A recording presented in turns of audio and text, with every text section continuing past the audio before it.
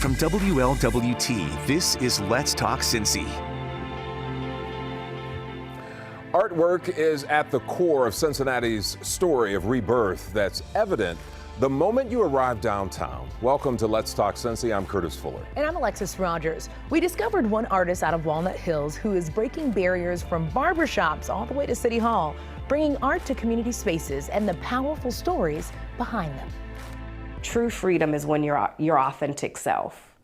And when you're an authentic self, you don't know bondage. The art of realness, that's what sets Ryan Leary's artwork apart. The story behind the story. I think that's really what pushes my art. What narrative has been missed? What narrative is being obliterated? What narrative is not being actually told? This Finneytown grad is no stranger to Cincinnati. Characters from Black Panther have even commissioned her work. It's the soul behind her pieces that seem to capture people's attention. My tagline for my art is very simple. It's obnoxiously large and unapologetically Black.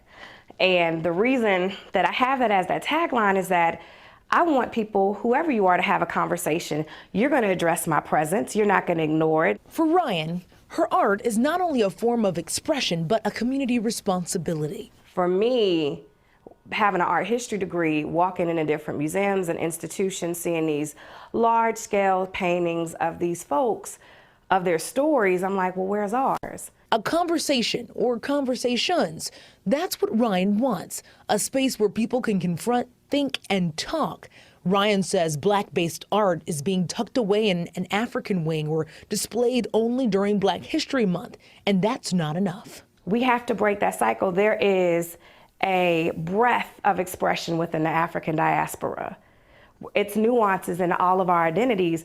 Why do we keep trying to focus on one particular thing or put it in a box? The series I did was Melanated Gold. I wanted to do an exploration, kind of like, I have this concept when it comes to, unfortunately, to people of the African diaspora, especially in the West, that were hyper visibly invisible. So I started to think about, like, well, let's explore this idea of melanin. What is it about our skin color?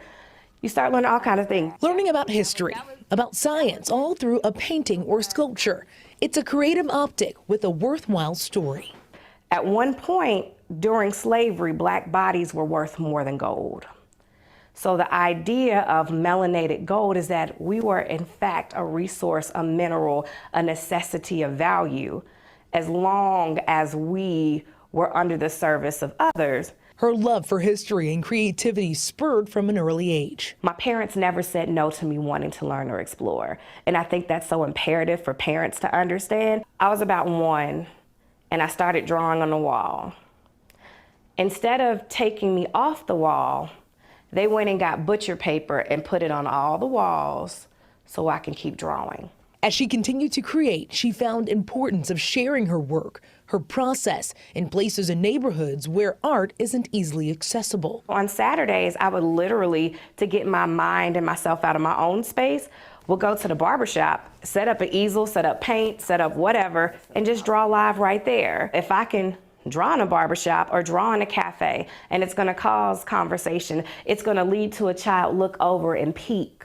Or for me to pick up one of the babies saying, you wanna paint something? And have them do the background. They feel accomplished, they feel inspired. They're like, oh, this is something that I could do. So it's always about placing not only my work, but myself in spaces that's gonna engage conversation. And of course, again, celebrate.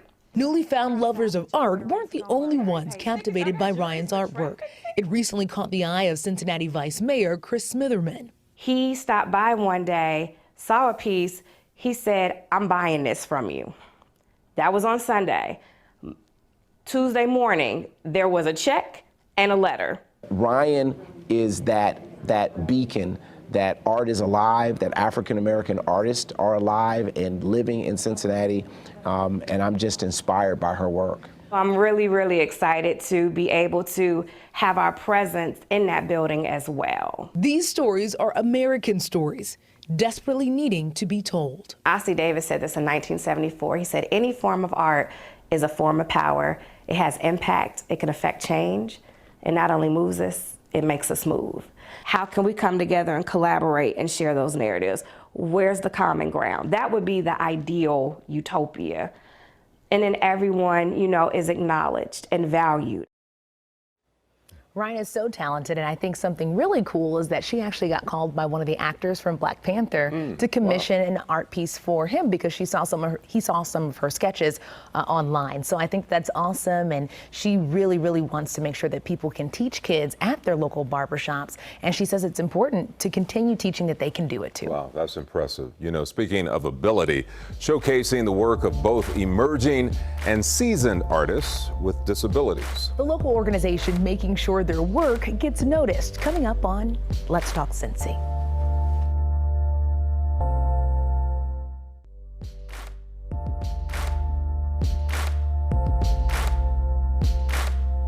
So you heard Ryan O'Leary talk about how art impacts change. I want you to see a gallery, Art Beyond Boundaries, and we've got the director, Jimmy Bolden, right here.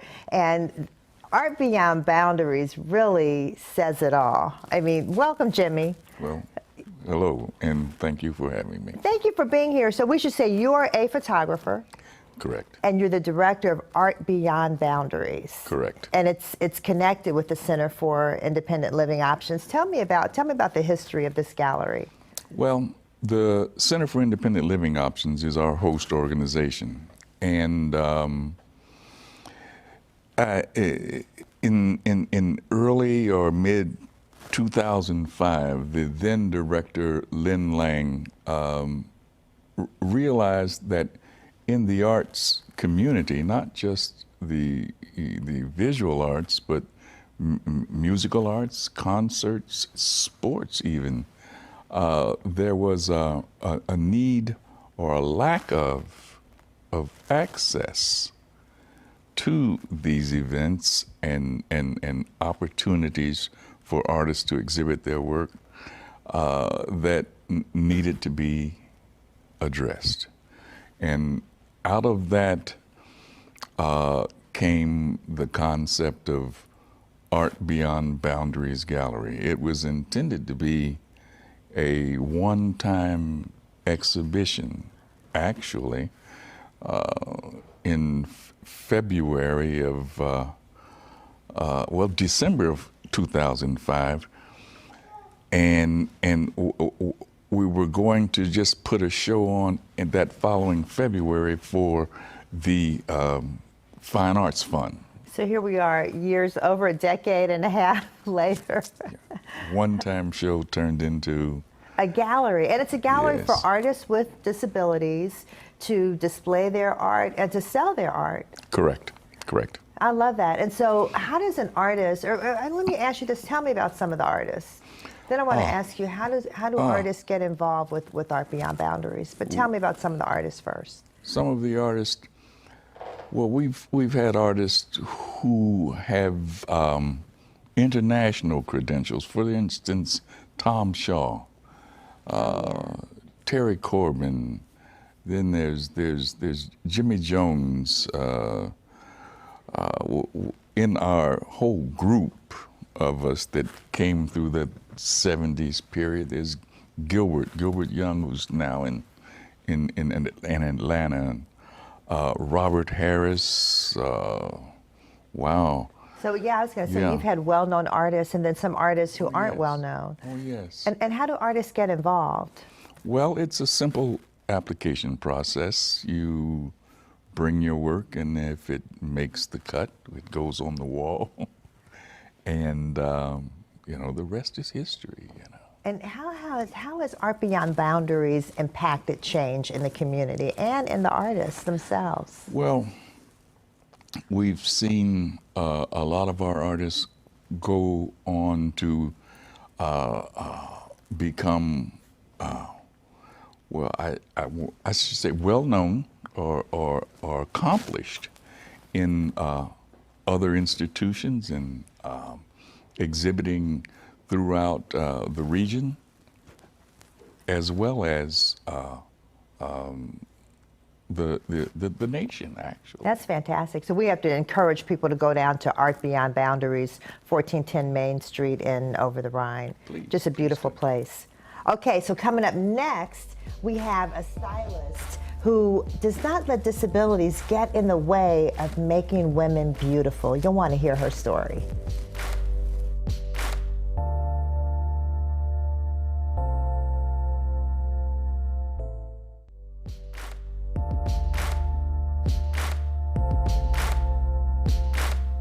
Welcome back, everyone. Fighting for your passion in the midst of adversity. It is a tough thing to do when you keep getting hit with roadblock after roadblock. But one Cincinnati woman's grit not only inspired many, but caught the attention of millions. I like when clients let me do a lot of different styles, like creative styles.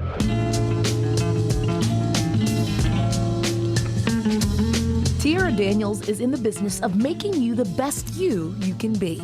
I've been doing braids. Well, my mom taught me how to braid when I was 4, so that's something that comes easy. Not only does her infectious smile and creative ideas encourage her clients, it's her fight that has inspired millions of people from around the world right here in Cincinnati, Ohio.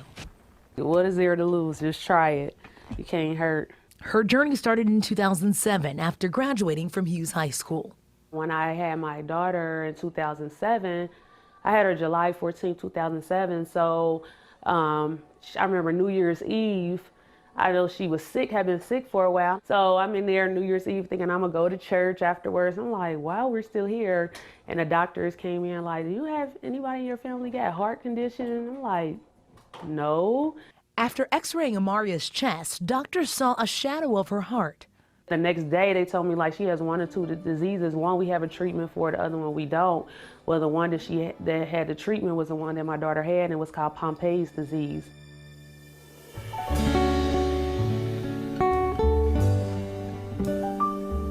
Daniels was told that Pompei's disease is genetic, a 1 in 45,000 chance where you'll meet someone where you're both carriers of that mutated gene that causes the disease. She was told there was a 25% chance your child could have it. She passed away July 1st, 2009, 13 days before her 2nd birthday. She started a foundation, Amaria Daniels Hearts to Pompe disease. Barbecues raise money for families going through the Pompe journey. In 2012, her focus shifted. In January 2012, I started getting sick, which I thought was stomach issues because I couldn't eat or drink, and I just had stomach pains. From stomach pains to gallbladder surgery, she kept having health problem after health problem. Doctors couldn't seem to pinpoint the exact issue. Thinking of Amaria, she continued to fight. Once I got better, August 2012, I started hair school. As her health fluctuated, she had to take breaks from school. She then went to the hospital again. This time was different. They were like, we're going to keep you because we think you have shingles, so we're going to keep you. The second day I woke up, I was paralyzed from under my chest where the nerve pain was on down. And they did an MRI and said my entire spinal cord was swollen. They never seen anything like it. That was the last time Daniels walked on her own. Now given a 50-50 chance of living, taking chemo and rehab for months, this fight was going to take more grit than ever before. She worked and worked and worked. I met a guy yesterday who came to fix my chair, and he said he works on a farm and he uses his chair. He's in a wheelchair himself. My body mechanics is a lot better. Instead of my arms hurting from reaching up, I want them to know me as being a fighter and never giving up. I want them to know that she fought, she tried her hardest, no matter what happened in life. She tried her hardest, and I was always determined. Her biggest fan is the one whose presence she feels in the midst of doing her passion. I always think like, I'm still here. I'm still here for a reason. And I'm gonna try to make the best out of each day and take each moment at a time, not even day, take each moment at a time. What an amazing story, and we definitely want to continue this conversation with Tiara as well. And she is joined with Jenna, her rehabilitation engineer and ergonomist. I learned something new today. Yes, hey, there we go. Me too. How does it feel to even look at where you were and where are you now? It's so surreal. Sometimes I still wonder, like, I can't believe I went through all of this, or how am I still going? Like, how am I able to get up every day despite like the pain I have? Like, a lot of people may not know, I still go through pain. I still have issues that I'm dealing with when it comes to what my spinal cord did to my body. Absolutely. And how did this relationship, because I know I was talking to Curtis a little bit about this, how did this relationship start? Well, my physical therapist at Drake referred me to the opportunities for Ohioans with disabilities. She said that they could help me get back into work or help me with whatever supplies I may need, because I was at a stable place in my life, and I ended up going back to cosmetology school and finishing and getting my license. But I was like, how am I going to work in the salon if I'm not able to stand up? So she referred me to go down to, they call it OOD, and they pair me with Jenna. Jenna, I would imagine, as most of us, we hear these stories, and as she said, how do you overcome this? And that's probably your role to tell her you will overcome this, huh? Yes. Yeah. Our engineering firm, MJT Engineering, we work with different agencies, including OOD, to find solutions for people on the job. And sometimes they're custom designed products. In this case, Tiara and I met 2 years ago and visited a salon.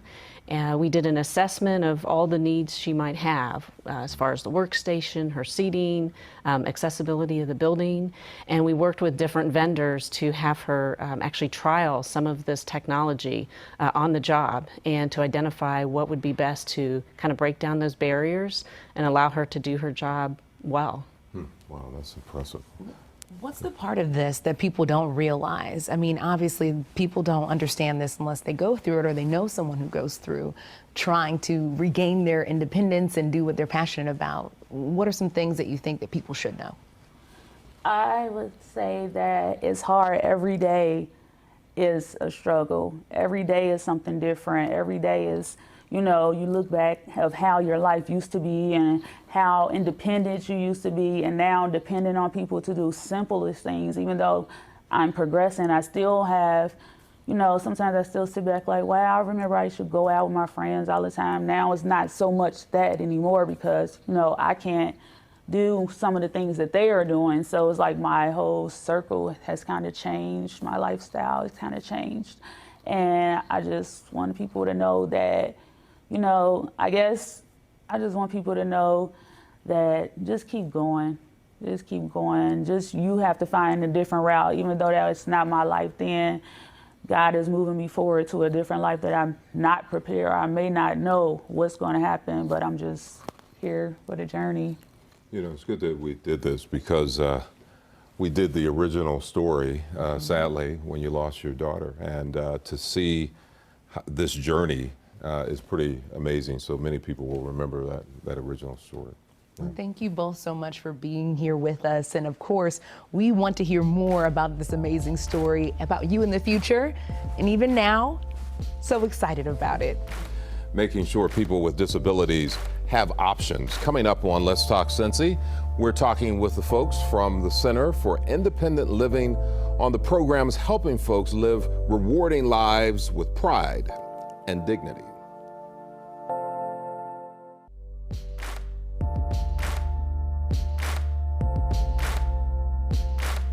Hello there and welcome back.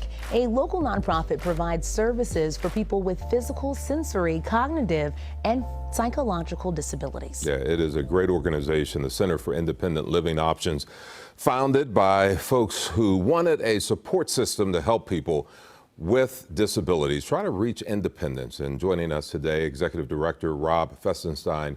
Tell us about the center, some of the projects that it has, and how it is really helping people.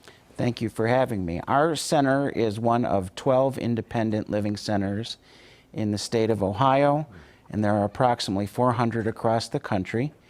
And we strive to serve people with all types of disabilities lead independent lives, to have no barriers, no obstacles to living as anyone else may, and to have meaningful and independent lives. Mm-hmm. Absolutely. You know what I think is really cool about this is that you all are catering to a population that many don't understand all of the barriers in front of them. Let's talk about some of your key programs, especially when it comes to helping people live on their own, because that's already a hard feat itself. Every day I'm trying not to go and move over to Curtis's house. So, tell me how that works for you all. Our goal is to have people live independently, to not be in institutions. And we run a wide variety of programs that help people with disabilities work, live, and maintain in the community. We run a permanent housing program. We run a youth transition program. We provide Americans with Disability Act compliance services. And we also provide a personal care attendant program both in Kentucky and in Ohio. And we will get involved in any way possible to help someone, whether it be a home modification, a reasonable accommodation, to do what they want to do with their lives. Sometimes when you say disabilities, that term in and of itself it might imply to some less than. But I would imagine that you would say to folks, obviously that's not the case. What do you want people to know about folks who are living with disabilities? I think the biggest thing to know is that a person with a disability, not all disabilities are visible. A person could have diabetes, a person could have ADHD, a person could have bipolar disorder. Those are all disabilities and present different types of opportunities for people with disabilities to maintain their lives. And I think many people don't understand that just because I can freely walk, that doesn't mean I don't have a disability. Absolutely, especially for those that you cannot see. You know, I think about the people who have MS. I think about the people who have things, when you said cognitive, you know, these are life-changing things for not only the person going through it, but also their families. You all see that often as well? Yes, and we work with the families to give them everything they need to help their family member or loved one. We used to run a program that provided ramps to people's houses. Sometimes people will find themselves requiring the use of a wheelchair, but yet their home is not wheelchair or ADA accessible. We did a very successful program with the Ohio Department of Medicaid to provide ramps to people. And that's working with families as well. All right. Well, thank you very much, Rob, for joining us. Good information. Good information. Thanks for this, joining us for this edition of Let's Talk Cincy. And of course, we want to hear from you. Join us on Let's Talk Cincy on WLWT.com on the Let's Talk Cincy tab. And you can also email us at ltc@WLWT.com. We'll see you soon.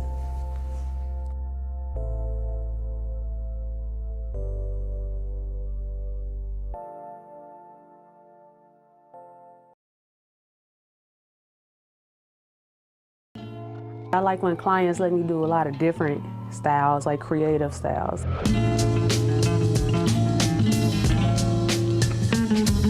Tiara Daniels is in the business of making you the best you can be. I've been doing braids. Well, my mom taught me how to braid when I was 4, so that's something that comes easy. Not only does her infectious smile and creative ideas encourage her clients, it's her fight